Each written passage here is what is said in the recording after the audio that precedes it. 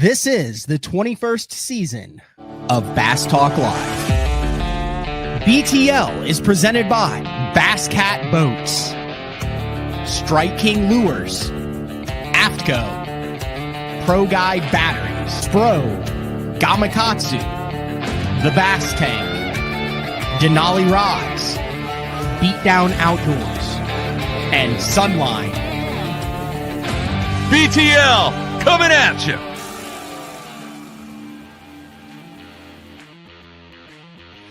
Good morning and welcome to another exciting edition of BTL Bass Talk Live, where we are going to talk about bass fishing. We got a big week. Like, this week kind of snuck up out of nowhere on me. Like, we kind of knew everything was at the schedule, but we had the massive announcements from Bassmaster about their forward-facing sonar rules. Then we had the biggest coin flip in the 60-year history of the sport that went down in Little Rock.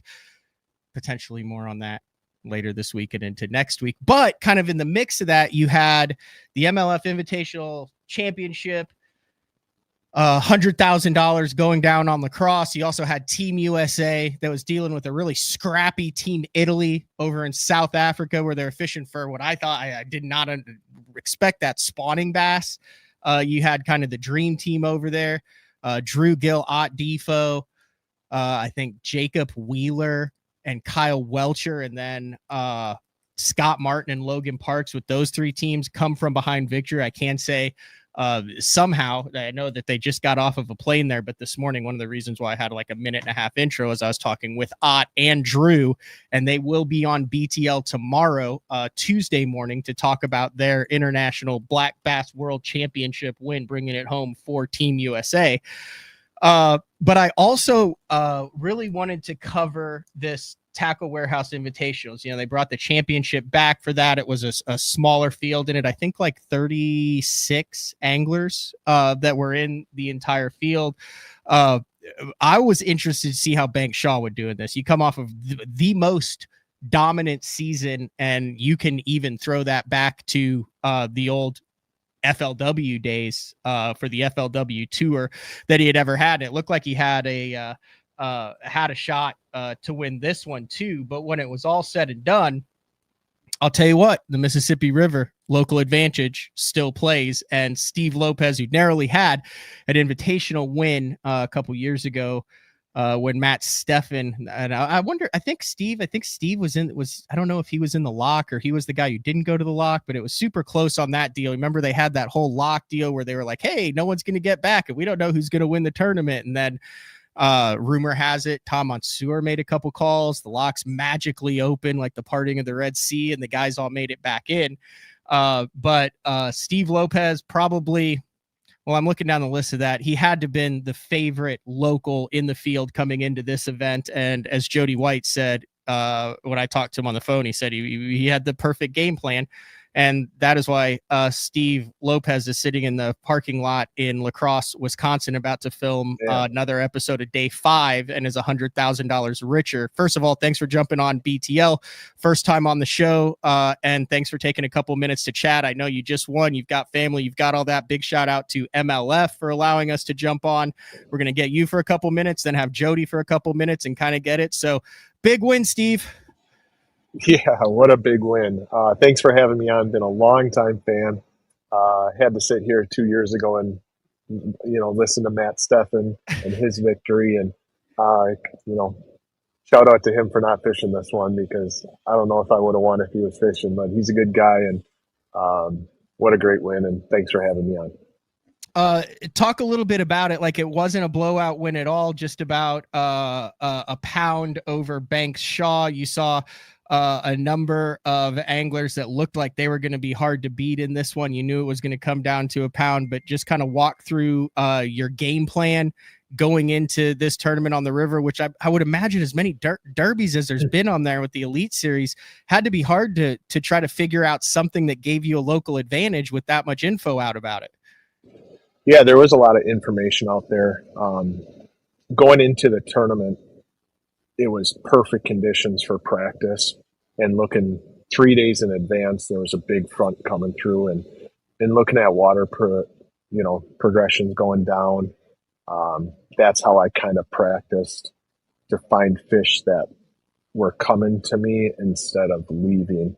And I saw that coming along as the tournament was progressing. And just, on the river, somebody, usually on day one, a couple people have a big bag, but it kind of compresses as day 2 and day 3, continue to go, and weights get really tight. Did you think you'd be able to win this event without weighing in a 16-pound bag? You went 16.2, 16.3, 16.10, or did it kind of surprise you that solid consistency without an 18 and 19, even a freak show 20 mixed in there, got the job done?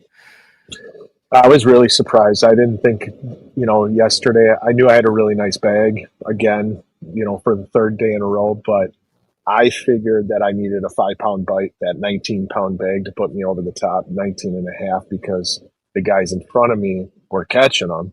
And we have some really good fishermen that were in front of me, and it didn't seem like they were going to miss that 15, 16-pound mark. So I figured the whole day I was looking for a big fish. I was catching lots and lots of fish, but it was just really hard to call up, and get that, 4.5, 5.5 pound bite. I was catching a lot of 2.5 to 3.5 pound fish.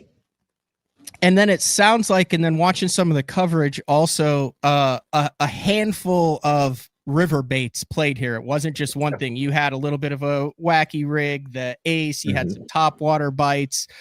Was it a mix and match, or was that kind of your plan going in, like, hey, I'm going to have to catch a couple key fish every day on a couple different key baits? Yeah, because the conditions changed completely from practice. It was flat, calm, 75 degrees. They were eating the frog. I had a special mat in it with 24 pounders in it, and 30, 40 mile an hour winds. I thought if it didn't move, it was going to be bonanzas on day one. And I just knew in the bottom of my stomach and in my heart that those fish were not going to be there. And I really spent an hour and a half the first day looking for them, but I practiced for those changing conditions, and I caught fish.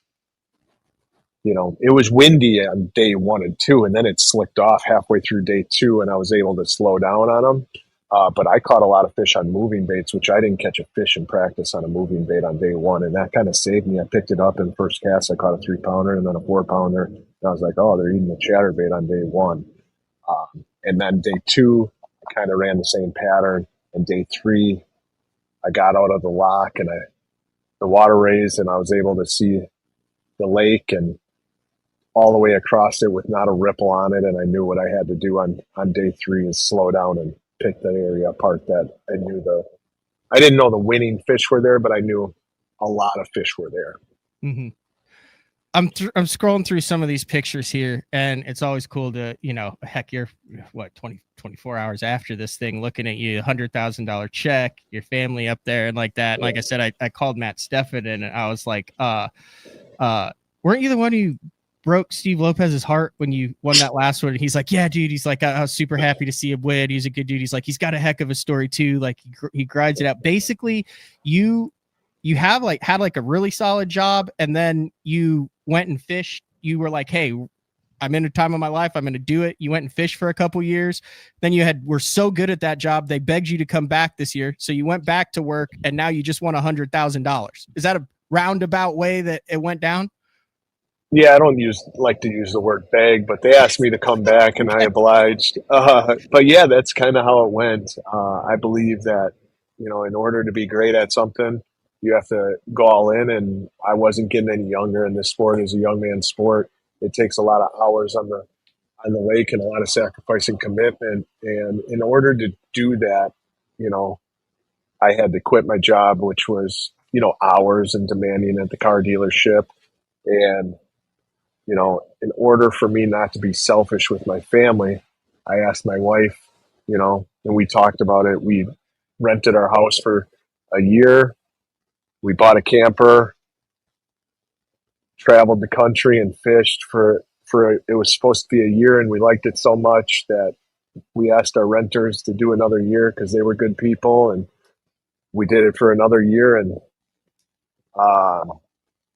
yeah, otherwise I don't know if I could have been away from my family for the weeks on hand. 15 tournaments a year was what I was fishing the last couple of years, and that's really trying on a family and being away from. But I got to travel the country with my daughters and my family the last 2 years, and full circle. We just got back into our house. The job asked me back. I've been working for the last 6 months, flying back and forth, fishing and working, and back in La Crosse, and moved up one place for a win. So the way I understand this, did you just sneak into this championship like by a couple points at the very end of the year? Like I was just doing a little research before, and I was like, wait a second, I think you qualified by like maybe less than 10 points for this, which came down like to the very end of the season. Am I right on that? You are 100% right on it. I qualified on the last day. I wasn't even qualified until the third day. And the crazy thing about it is, there was some people that actually dropped out of the last tournament. I don't know if they had family obligations or what it was. So I don't even know if I was going to make it, if those people who were ahead of me were actually in, and if they would have finished better at the St. Lawrence River. I don't even know if I would have been here, but I guess I was supposed to be here in God's plan, and this is where I'm at, sitting here doing BTL on a Monday morning with you. Yeah, it's crazy if you go back and think about it. Like you think of like Duckett's fish in the Classic through the mat, that 6-pounder that he caught when he won that on Lay Lake, I believe. It's like, if that fish comes unbuttoned, if he pitches 6 inches to that, then Duckett's just a millionaire tank leasing business owner who fished in the Bassmaster Classic. And you don't know, there's also, Skeet Reese talks it like there's those one like little moments, and I'm looking, like grinding out 18 pounds a day on the St. Lawrence River doesn't look that impressive, especially with what the St. Lawrence River has been passing out. But you had 18.6 on that second day, and if you had 17.6, that's 8 points, and you're not sitting here. So it's crazy how like just little bitty decisions can have such big impacts going into the future. The crazy thing about that 18 pounds is I caught him on the first drift in the first 20 minutes, and I didn't call up after that. Oh no. So, nothing came unbuttoned. I'm sitting here. I'm like, I'm feeling good about this. And then I didn't catch anything the rest of the day. I was like, I don't know how I feel about making the championship anymore. So, I really wanted to get back here and, in front of friends and family, and just a truly amazing week. Well, congratulations. I know you guys have day 5 that you have to film that'll be out in the next couple days on the MLF. I know you'll probably be on Jody's podcast where you can really dive into the whole week on there. Sure. I wanted to get you a couple more key points, though. It has been pointed out by Rich and a couple other people. You want to win on the Mississippi, you got to get in the pocket of the meat stick companies. Yeah, well, Wenzel's Farm there, and then obviously Matt Steffen. I guess you just got to be a part of the meat stick companies to win on the Mississippi. Yeah, Wenzel's Farm has been my title sponsor. They're truly the company that allowed me to take a chance on me and leave my job and secure this, the last 2 years on the road, and that's just amazing that we were able to partner together, and my daughters and my wife and myself, whether we do good or bad, every single tournament, we're out there doing work for them, handing out meat sticks and representing the company the best we can. Yeah, there it is. All right. I appreciate it. What I want to do is hand it off to Jody White. I'll take a quick break, and then when we come back, we'll do a little wrap up with Jody White, and then you guys will get out and you can give everyone your GPS coordinates for the best spots on those pools of the Mississippi. That's how that works on day 5, right? It is. I've been watching day 5 for a long time, so I'm excited. I watched day 5 when Steffen from my Airbnb watched it, so got a little redemption. And I told Jody yesterday, there's no chance I'm missing day 5 today. All right. Thanks, Steve. Congratulations on the win. Thanks. Appreciate it. All right. We'll be back with Jody White. Obviously, he knows pretty much everything there is to know. Did a great job of covering the event. It is BTL on a Monday with the MLF Invitational Championship winner, Steve Lopez, back with a mustache and vested Jody White right after this. The new Puma STS has been redesigned from the ground up. With the angler, design, function, and performance in mind, nothing on this new offering was compromised, and the only thing carried over from the previous version is the name. Based on the Soft Touch series hull that started with the flagship Jaguar, this new model is nimble and performs incredibly well at all speeds with either a 250 or 300 horsepower engine. Featuring a new 96-inch wide-body footprint, this hull measures out at 20 foot 7 inches in length. Industry-leading design coupled with tournament-winning performance. The Puma STS from Basscat. Feel the rush.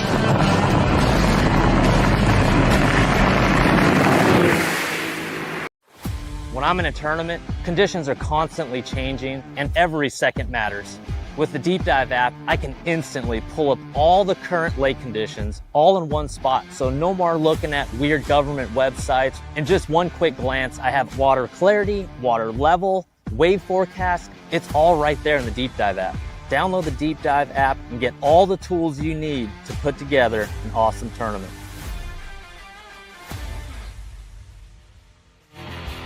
All right, welcome back, BTL. On a Monday, it is a MLF Invitational Championship Monday, and I would say the guy who knows more about the Invitational Championships than anyone else is Jody White. It says you're muted, Jody, which is not good when you're supposed to be talking about it. There you go. Sorry. Oh, it's all good. Man, you look like you're ready to go like track a antelope in Wyoming or something. You got the hoodie, the vest, the mustache. I would have very little success tracking an antelope, but I hope we can track down some bass today. Yeah. It was interesting. You said to me before, you said perfect game plan for Steve Lopez. In your opinion, just a perfect combination of knowledge, experience, and conditions coming together for a local to take home the 100K? I think so. I think one key part was Steve, he spent a lot of time prepping for Pool 7. He'd been very successful there. It seems like lately Pool 7 is like one of the keys to winning on the Mississippi River. I was kind of surprised more people weren't up there in the tournament, but a lot of the top finishes came out of there, which, I guess is unsurprising maybe to some locals, but I think that was key. And then I think Steve, he had a game plan from frog fishing to these eelgrass edges. He was ready for the weather. We had really extreme wind on day one and on the off day. The water was dropping the whole time. Like Alex Davis's frogfish were just evaporating as the tournament went on. And I think that the smallmouth plan that Banks had was in theory, a really good plan. I thought there was a really great chance he would win the tournament going into that last day. But obviously that's a thing that, doing anything for 3 days in a row in the Mississippi River is hard. And also, Banks isn't a local. He knows a lot of stuff about this river, but he didn't have 25 other spots that he wanted to go run. Whereas, Steve had, he was all the way down in his Rolodex, early on day one and kept adding to it. It seemed like. There was a couple moments there, kind of watching the coverage of this, where it looked like a minnow might win on the river, and kind of the spinning rod deal. Kind of talk about that. I know you guys are MLF, but I mean, you can't ignore the fact that the Elite Series was just there a couple weeks ago. That had to kind of play into how it went down, where we saw the other local, Pat Schlopper, get his second victory of the season there. But really the only, what I would say, pure scoper, and they were able to use it all 4 days, was Koya, who stayed in the Black River. But it seemed like it maybe played a little bit more this week, and then even the blind minnow came into effect. Yeah, I mean, Banks caught quite a few fish blind on day two. I got to imagine some of it was a little cooler. It was a little windier. Mm-hmm. The shallow bite was probably just worse. And so guys had to figure out other things. Obviously, the Elite Series just stocked the Black River a lot. And so there were some fish to be caught around there. That said, the Black River gets stocked all the time. So I really am not sure. I will say the guys in the Invitationals, are an extremely talented field when it comes to forward-facing sonar. Those, if there are scope fish to be caught, they are going to catch them. And maybe if the shallow bite's a little bit worse than it normally is, well, maybe they're going to try to figure that out a little bit more than you normally would on the Mississippi. Yeah. I want to get your thoughts on two guys, and then I'll let you guys get on the water and do what you do for day 5. We'll start with Colby Miller, a very impressive 2025 season with him. We saw him qualify for Red Crest, which was just announced at the end of August, and it's going to be on Table Rock Lake in 2026. So he finished 13th there. He was the top 10 in the invitationals and just took a 3rd place in the championship here, working on almost $250,000 in earnings. Your thoughts on him and of watching him over the last couple years in the invitationals? I know he's been at it, but to me, almost a Dakota Eber arc for Colby Miller, where he was around, he was grinding, he was learning, and then something clicked with him the last couple years, and he's really kind of taken off and climbed the ranks. Yeah, it definitely clicked. I think Colby will probably be thinking about day 1 of this tournament for a while. Because he only had 10 pounds, and certainly the way he caught him the rest of the way, he would have had a shot at this. But Colby, I think it was the fall of 2023, he won a BFL, or maybe it was early 2024. But anyway, his 24 season was like spectacular. He won a Toyota Series at Rayburn. He made the BPT. He fished awesome. And then this year, he has kept it rolling incredibly. And, when he was qualifying, you probably could have said that, he's doing it all on scope, et cetera, et cetera. And then this one, he had the biggest bag of the tournament, punching. And I feel like he's turned into a really complete angler. He has really, it seems like he's figured out how to be consistent, because in the past, he'd have a good day and then the day 2 of that tournament would not be that good. And he's really put it all together, and he looks like the real deal, to be honest. Obviously, the next that I want to get your opinion on is Banks Shaw. He wins the Central Division of the Toyotas. He wins the Angler of the Year in the Invitationals in the most dominant season ever. He finishes 2nd in this event and still has the Toyota Series Championship coming up November 6th through 8th on Grand Lake to really put a cap on the end of his season. Your thoughts this was a diverse fishery. This wasn't a TVA fishery. This wasn't something that you would assume was in, from what little we know about Banks Shaw, his wheelhouse. How impressive was it for you to be able to watch him kind of find something that he was comfortable with and take a swing at it? Yeah, so Banks has now finished on the invitationals this year. He's finished in the top 5 more often than not. He's never missed the top 10, but he's also finishing 7th is bad for him, which is incredible. 3rd, 9th, 8th, 1st, 4th, and 3rd in the season to win the Angler of the Year, not even close, and then a 2nd place finish in the championship. Yeah. And, literally a $250,000, $250,000 through the invitationals only. Yeah, statistically, monetarily, just the whole thing is one of the best seasons you could have. At this one, I thought it was pretty cool because, Banks is a TVA guy.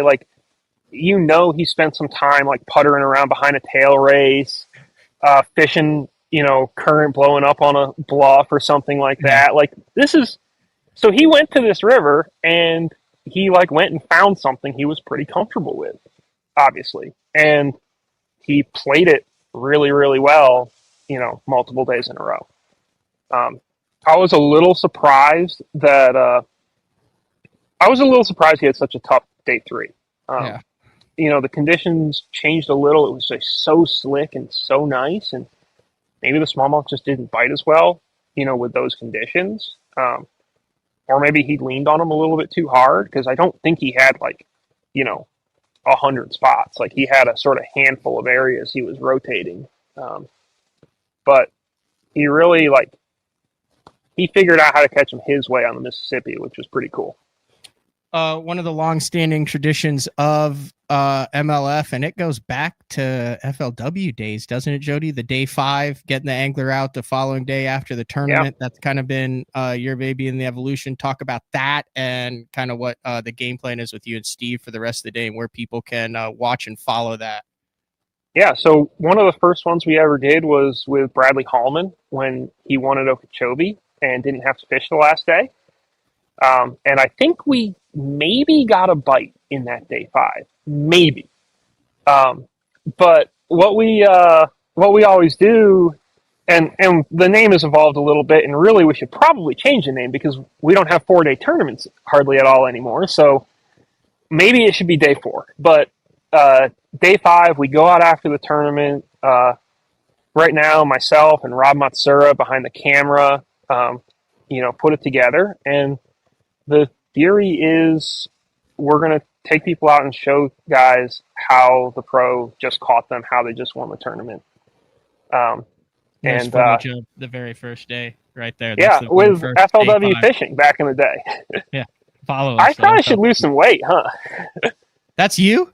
Yeah, that's me. Oh, yeah. You look like you were like a marathon runner back then. Yeah. Well, I guess probably a couple too many gas station sandwiches. I'm right there with you, dude. I cannot pass up a roller item at the Quick Trip. Dude, Quick Trip, I love it. Look at Holman there too, though. Yeah, this is way back, and I mean, this was when he was running the Phoenix on the FLW tour, and it was like a weird thing to do. And now this tournament was just presented by Phoenix. So, also, I guess and I think we did this out of one of the FLW boats.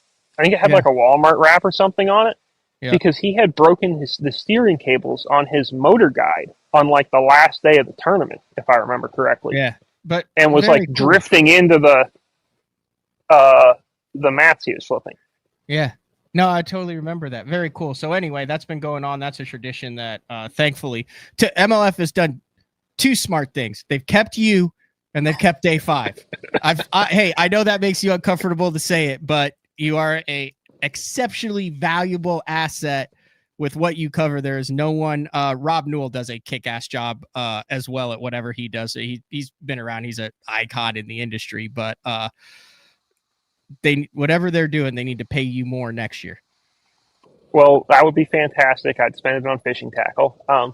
I will say Tackle Warehouse has been key in keeping day 5 around because it does cost money to make. It's extra time, a bunch of extra work, and day 5 is presented by Tackle Warehouse, and so I know I am just going to leave that plug there. All right, well, get on the water. Talk Steven to take you to some of those top water bites. I want to see some more of that stuff in day 5. Get a spook smoked by a smallmouth or 2. He's got sexy dogs on deck right here, and like I am so ready. You think you could show can you show one of the actual baits right there? You think he'd be watch this? I'll show the baits right here. Show the baits. Look at this. I'm doing Steve's job for him, okay? Right here we have a Strike King sexy dog on a Ducket.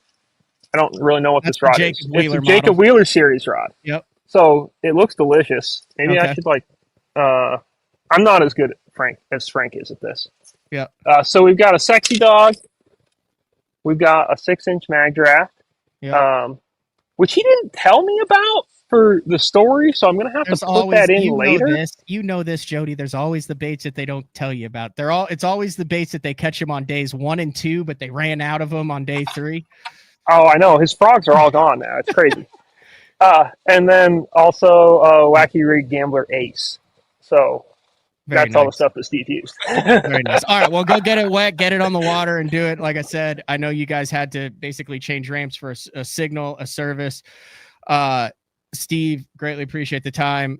Jody, appreciate the time. MLF, appreciate the time for letting us do this. And this will be up on MLF and on the YouTube, MLF YouTube, and all over the place here in the next couple of days. And then what's your podcast that you do? There are a couple people that were Pirate was asking about that and where they can listen to it. It's the MLF Bass Fishing Podcast, and it is available wherever podcast is sold. All right. Thanks, guys. I appreciate it.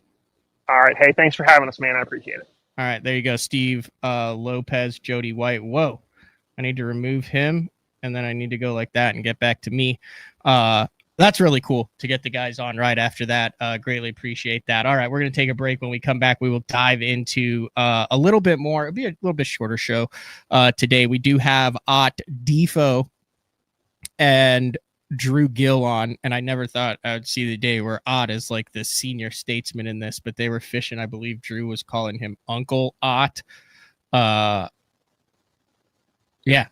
but they got the job done in Italy. All of Team USA did. It's going to take a minute or two to kind of explain how that works. They have like sessions, and then each day is its own separate tournament, but we'll dive into that. Also, I got something in the mail this morning. I was in Fort Worth over the weekend working on wedding stuff, as that's a little bit more involved than even getting ready for a Bassmaster Open in another state, I have learned, and just as expensive as well. But I do have some I did get, I had to get a couple of the Hall of Fame colors. So we'll talk all about that when we get back. It is BTL on a Monday. In 2023, we became a household name in the crappie fishing world thanks to Power Breaks, the game changer.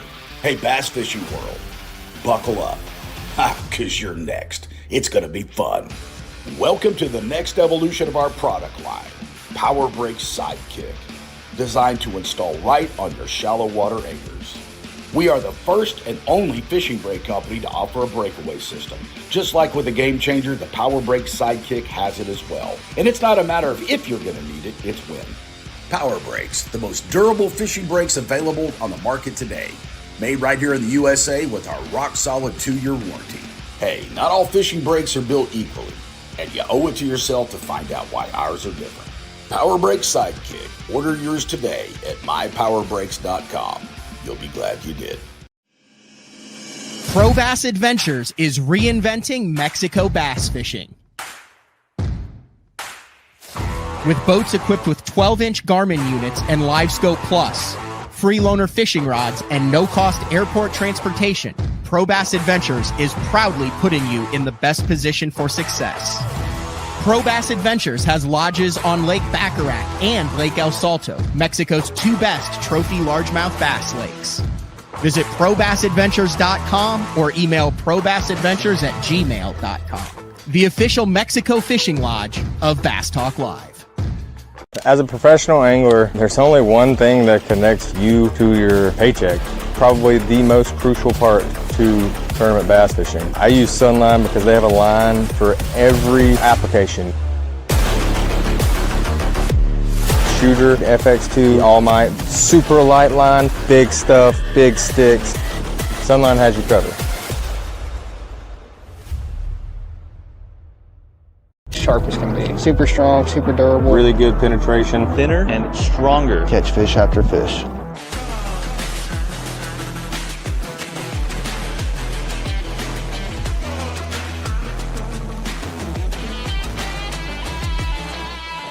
I want to make sure that I'm using the best stuff possible. World's finest hook. World's finest hook. Gamakatsu, world's finest hook.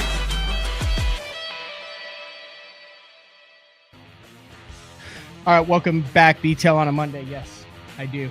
Like, I struggle on how much I should or shouldn't talk about college football. It always bugged me when Mark would talk about stuff that wasn't fishing. That's why I kind of try to say, hey, we're going to talk about bass fishing. He would add the or anything else. He had like the Vision Hill show, and then him and Zone actually had like a sports show that was unrelated to it. But I do find, and it's kind of cool, Oklahoma was in the Big 12 for so many years, and, other conferences before that. But I kind of grew up when I went to OU, the Big 12, but there wasn't a whole lot of teams, outside of, you had Texas and stuff, but you're talking Kansas State, Kansas, Nebraska before they went to the Big 10, Iowa State, Texas Tech, like those. So there wasn't like these massive rivalries where you were like, oh, that's a buddy that fishes that's like a diehard fan, like a Robert G of a Tennessee. Or so we get in the SEC, and now we've got all these matchups, and now OU's pretty good. So it was funny. I had quite a few PTL listeners and anglers and stuff. We were talking about that OU Michigan game, only the first time that they'd ever been to historic Owen Field in Norman. So I'm gonna wear the OU stuff as long as they keep winning.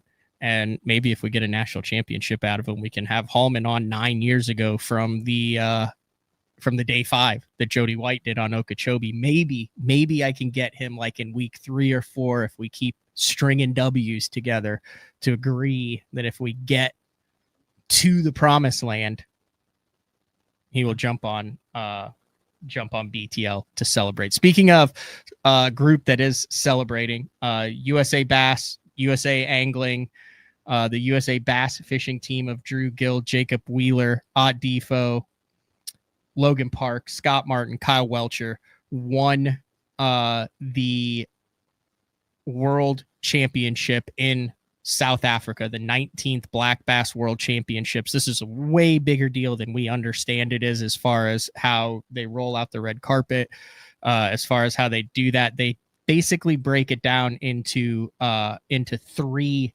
days of fishing, and then you do not want points. So like if there's 50 teams, I think there were like almost 50 teams, like 19 countries, and they each sent 3 teams. And you finish 50th, then you get 50 points. If you finish first on that day, then you get 1 point. So the 3 teams then compete 3 days. So each day is a separate set of points. So if you finish first, second, third, you have 6 points.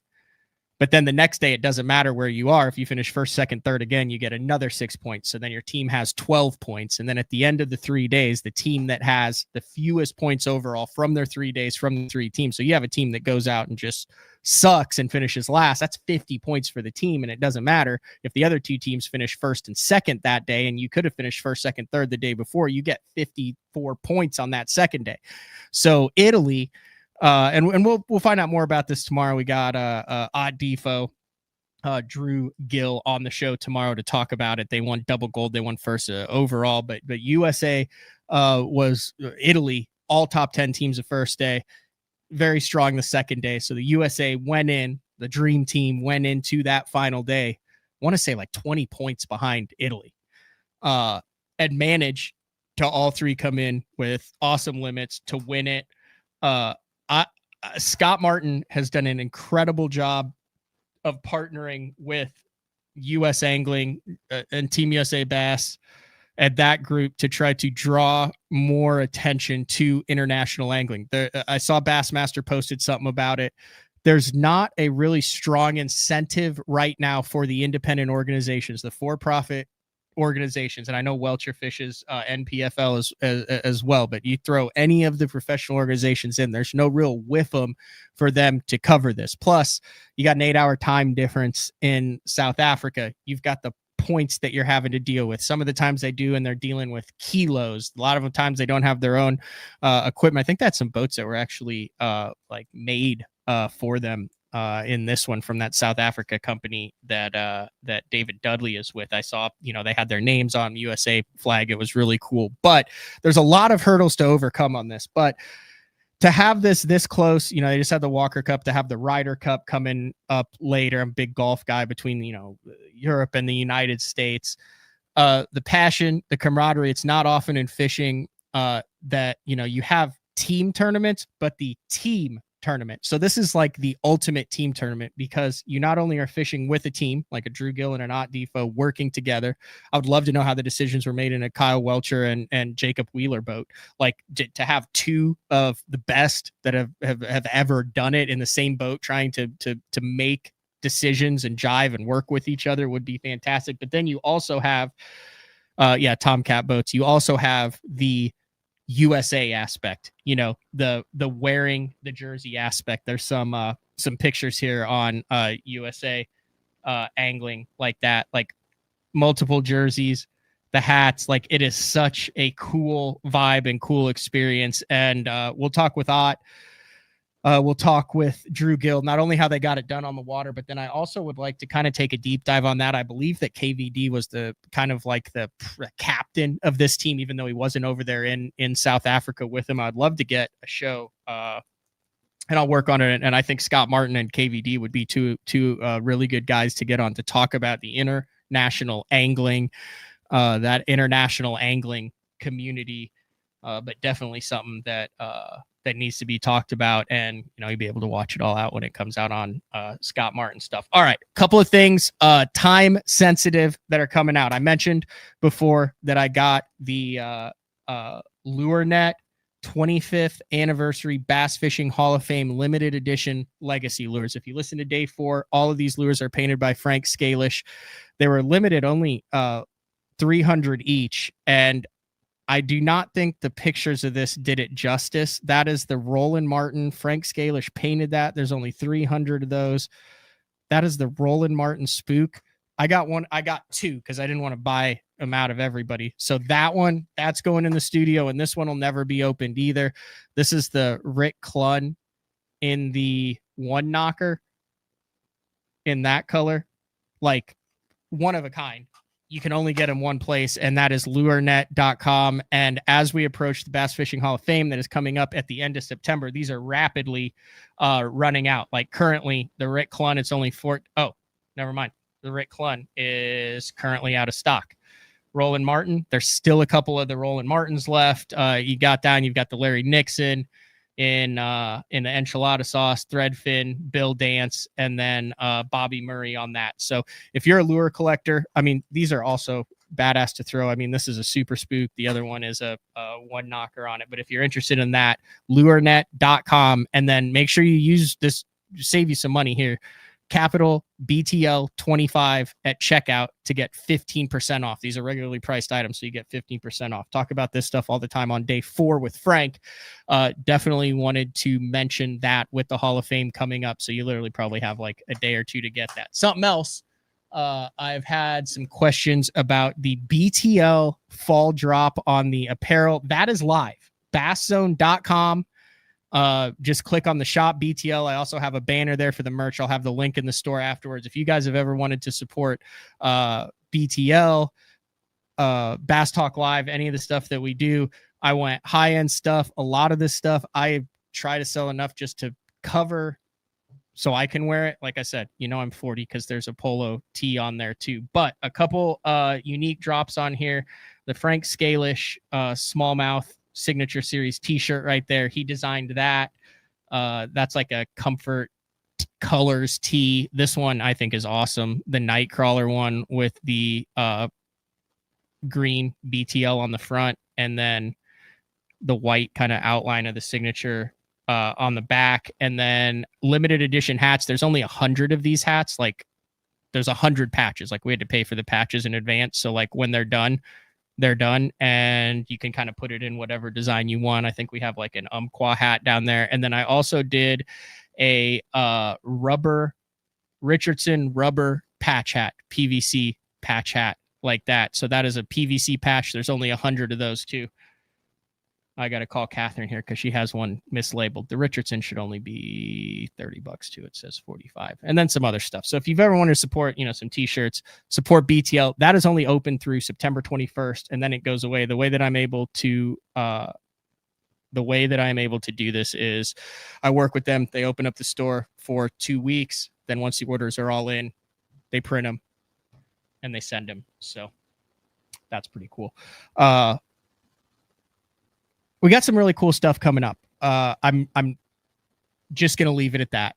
Next Monday show, I'm working the rest of the week. A very excited show with someone who you have not seen do the media circuit, and I don't believe is doing the media circuit, but very excited and interested to work on this show that should be coming up next Monday.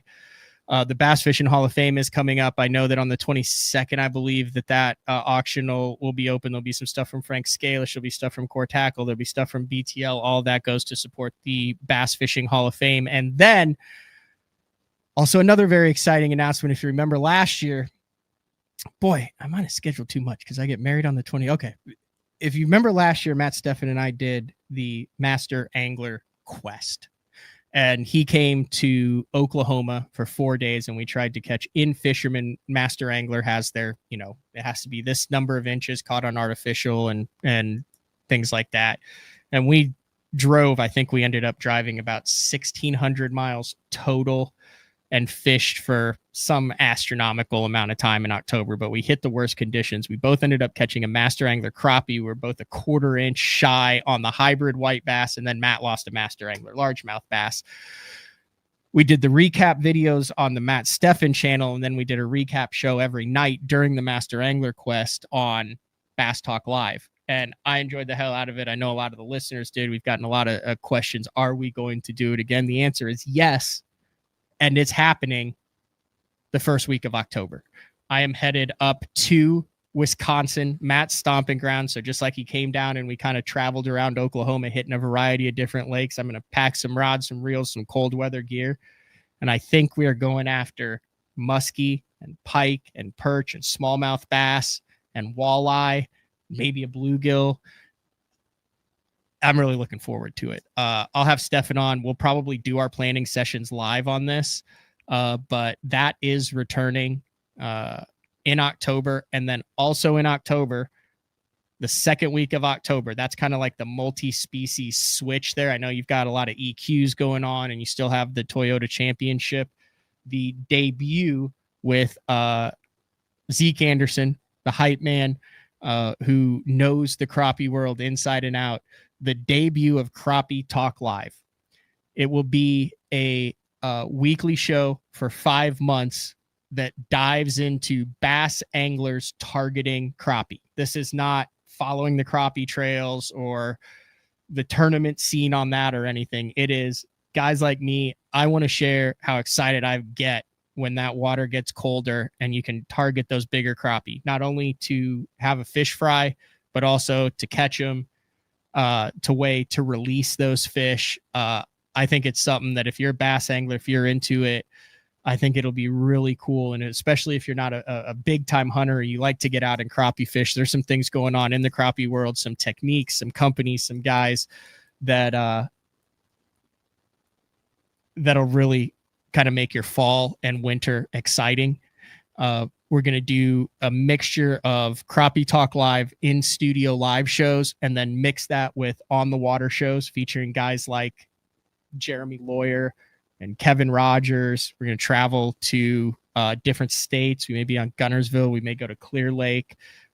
We may be up north a little bit. So kind of a passion project for Crappie Talk Live that will also be dropping in October. So think that's all we got for today's show. Like I said, big shout out to Steve Lopez for his MLF Invitational Championship win on the Mississippi, as well as Jody White for making that happen. BassZone.com. Click on the merch tab. Get your BTL merch before it closes on the 21st. Also head over to LureNet. Pick up a couple of the Hall of Fame Signature Series colors. Ott Defoe, Drew Gill, double gold medalist tomorrow. We'll talk to everybody then. See ya.